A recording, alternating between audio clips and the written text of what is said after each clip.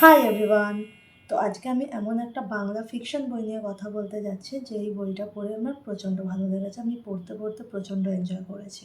তো তোমরা যদি এমন বই পছন্দ করো যেখানে হিউমার থাকবে, রিলেটেবল মোমেন্টস থাকবে, আর থাকবে কোনো স্ট্রং মেসেজ, তাহলে এই বইটা তোমাদের নিশ্চয়ই ভালো লাগবে। So hi everyone, this is Mistress World and you're of course watching Mistress World with another interesting video. If you are new here, please do subscribe, and if you are not new, please take lots of positivity and love from my side.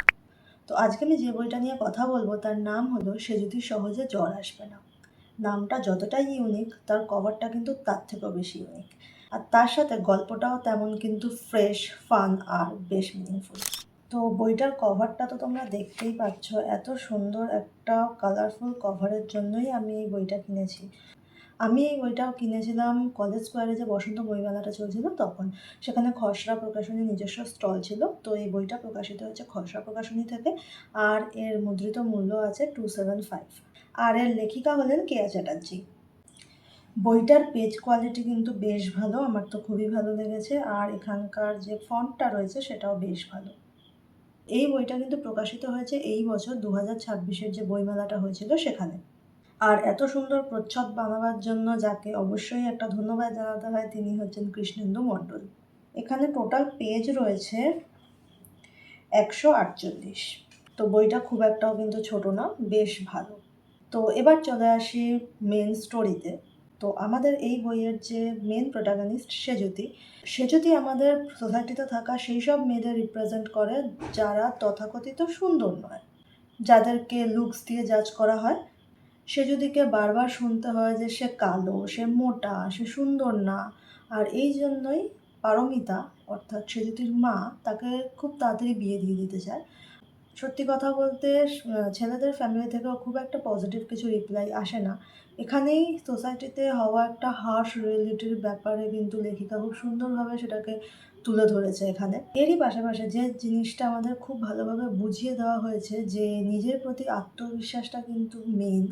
সে যদিও একদমই অন্যান্যদের কথায়, পাড়া প্রতিবেশী বা নিজের মা, নিজের পরিবারের লোকের কথায় একদমই মন খারাপ না করে, হেরে না গিয়ে সে কিন্তু টার্ন করার ডিসিশন নিয়েছে। সেজুতির বয়স মাত্র 24 বছর।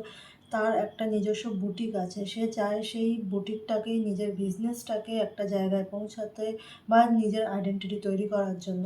আর সাথে সাথে এটাও যে বিয়ে নিয়ে সে খুব একটা ইন্টারেস্টেড কিন্তু নয়। তো একদিন তার কাছে এমন একটা পরিস্থিতির সৃষ্টি হয় যেখানে তাকে কেউ একজন স্লিমিং সেন্টারের অ্যাডের একটা লিফলেট দিয়ে চলে যায়। আর সেখান থেকেই গল্পের নতুন মোড় আসে। আর এই স্লিমিং সেন্টারের মালিকের সাথে, অর্থাৎ অম্বরীশের সাথে তার একটা বেশ ভালো বন্ধুত্ব প্রথমে তৈরি হয়। আর ধীরে ধীরে তারপরে যে একটা সুন্দর রিলেশন ফর্ম করে, সেই জিনিসটা কিন্তু আমার বেশ ভালো লেগেছিল। আর সঙ্গে ছোট ছোট যে হিউমারগুলো অ্যাড করা রয়েছে, সেটা সেরতির দিক থেকেই হোক বা অম্বরীশের দিক থেকেই হোক, আমার কিন্তু বেশ ভালো লেগেছে। অম্বরীশ খেতে ভালোবাসে কিন্তু তার পাশাপাশিও একটা স্লিমিং সেন্টার চালায়, এটা আমাকে বেশ অবাক করেছে। তো অম্বরীশের সাথে সেজুতির যে ধীরে ধীরে একটা রিলেশন ডেভেলপ হয়, সেই জিনিসটা কিন্তু আমার বেশ ভালো লেগেছে। আর হিউমারের জায়গাগুলো আমি বেশ এনজয় করেছি। এরই পাশাপাশি সেজুতির লাইফে আছে তার বেস্ট ফ্রেন্ড রাই একেবারেই সেজুতির অপোজিট। রাইকে দেখতে ভীষণ সুন্দর, সে প্রচণ্ড গ্ল্যামারাস একজন পার্সন, বাট তার লাইফেও কিছু কিছু রয়েছে অপূর্ণতা। তো সব কিছু মিলিয়ে মিশিয়ে কিন্তু আমি এই বইটা দারুণ উপভোগ করেছি। তো এই বইটার কী স্ট্রং পয়েন্ট আছে, আমি তার মধ্যে প্রথমেই বলবো ক্যারেক্টার ডেভেলপমেন্ট। প্রত্যেকটা ক্যারেক্টার, অম্বরীশ হোক, রাই হোক, পারমিতা হোক, বা সেজুতির ভাই বাবাই, প্রত্যেকটার ক্যারেক্টারকে কিন্তু বিশেষভাবে গুরুত্ব দেওয়া হয়েছে বলে আমার মনে হয়। আর প্রত্যেকটা ক্যারেক্টারই যে যার নিজস্ব গুণে সুন্দর।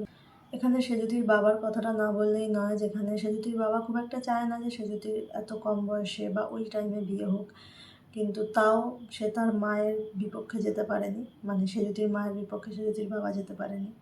আর সেজুতির ক্যারেক্টারের মধ্যেও রয়েছে ইমোশন, ড্রিমস, কিন্তু পাশাপাশি আমার যেটা খুব ভালো লেগেছে যে ওর অন্যায়ের বিরুদ্ধে যে প্রতিবাদ করার ক্ষমতাটা রয়েছে, এটা আমার ভীষণ চমকে দিয়েছে। লেখার স্টাইল বেশ ভালো, কারণ জেনারেলি আমি খুব ফাস্ট রিড করতে পারি না, বাট এই বইটা আমি 3টে সিটিংয়ে শেষ করে দিয়েছি। অ্যাকচুয়ালি যারা হয়তো ভালোভাবে পড়বে তারা এটাকে 2-3 ঘন্টায় শেষ করে দেবে, যারা অ্যাকচুয়ালি ফাস্ট রিডার হয়, কারণ আমি পারি না অত তাড়াতাড়ি পড়তে। তো আমি প্রথমে হয়তো 50 পেজ পড়তে আমার একটু দেরি লেগেছিলো, বাট তারপরে 70 পেজ আমি তো একবারে একটা সিটিংয়েই কমপ্লিট করে দিয়েছি। তো একবার যদি ধরে যায় বইটা তাহলে কিন্তু খুব তাড়াতাড়ি শেষ হয়ে যাবে। তো যারা রিডিং স্লাম্পে রয়েছে তাদের জন্য এই বইটা কিন্তু একটা ভালো চয়েস হতে পারে। তো বইটাতে মজার সাথে সাথে বেশ কিছু মিনিংফুল মেসেজও রয়েছে, যেটা আমি প্রথম থেকেই বলে আসছি। তো ওভারঅল গল্পটা আমার ভীষণ ভালো লেগেছে, কারণ গল্পটা ফান, লাইট, ইমোশনাল আর এঙ্গেজিং একটা স্টোরি।